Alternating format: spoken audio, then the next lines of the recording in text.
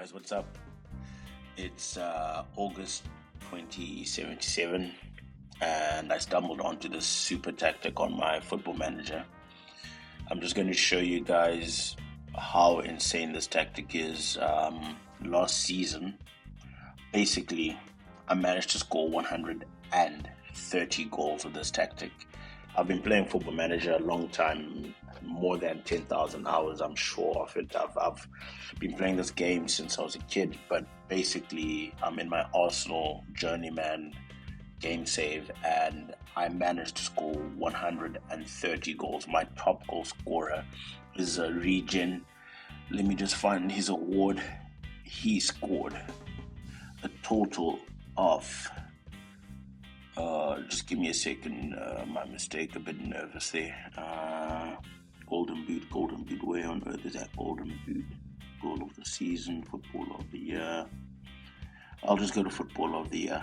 He scored a total of 53 goals in this season, meaning he managed to beat Messi's golden shoe when he was at Barcelona, when Messi scored 50 goals in the season. Golden shoe. So if I come here and I just search by score, my top striker, Django, has 53 goals, more than Messi in his legendary 2011-2012 season. So let me get into it.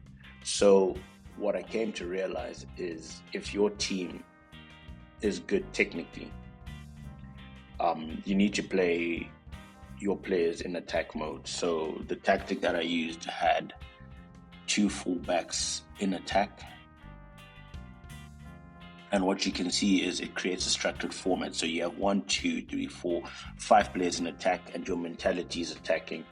So what you want is to go into what your team does in possession, because that guarantees whether you score goals or not. And because you have your fullbacks in attack, you want to have the team look for overlaps. You want your team as well as wide as possible, because you're playing two wingers, as well as get the team to work the ball into the box, as well as low crosses into the box. You play for set pieces and you give them a bit more creative freedom because your team is already in a structured format. So within the structure, you want your players to be able to, how can I put it, be able to be a bit more creative within the structure. So if you look at my team, I have a sweeper keeper in defense, a centre back who's a stopper who goes and stop balls that play in front of the defense, a ball playing defender in the cover. Why a ball playing defender?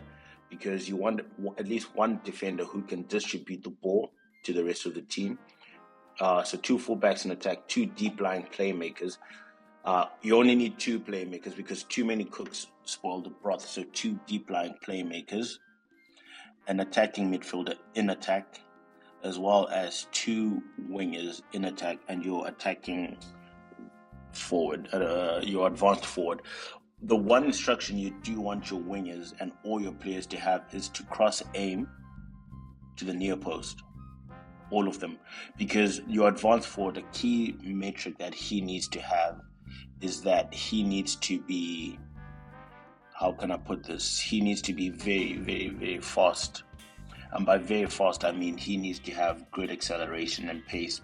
The good acceleration and pace and low crosses means that he'll be able to get ahead of the defenders, as well as when it's at the near post, he'll be able to reach that ball before the defender and then get some easy tap-ins. So these are the basic instructions that I have on the team to get 130 goals in a season. In transitions, you'd want your team to counter press as well as hold its shape.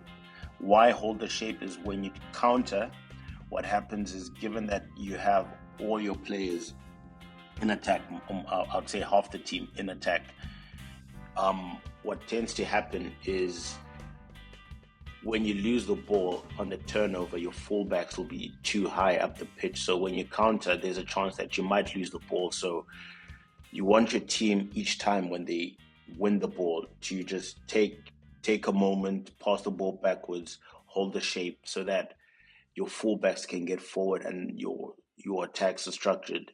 You want your goal keeper to slow the pace down. This is because if you look at your team in possession, the tempo is lower and the passing is very, very much so direct. I forgot to mention that you should also get your team to play out of the defense. Out of possession, given that you're playing wide, you want your pressing trap to trap the players outside. You want your defensive line to step up more, and you want to stop those crosses from coming inside. Given that you're pressing very high and your defensive line is also very high, you would want to trigger your press more and to prevent short goalkeeper distribution. So with this tactic, like I said, I managed to score 130 goals in the league. That's excluding the Champions League and other competitions. I managed to win the Golden Shoe with my star striker, a Dutchman, 31 years of age. I retrained him to be an advanced forward because he had good pace, good acceleration, good finishing, good composure, and some concentration. So I hope this helps you guys score a lot of goals. It's a very attacking formation.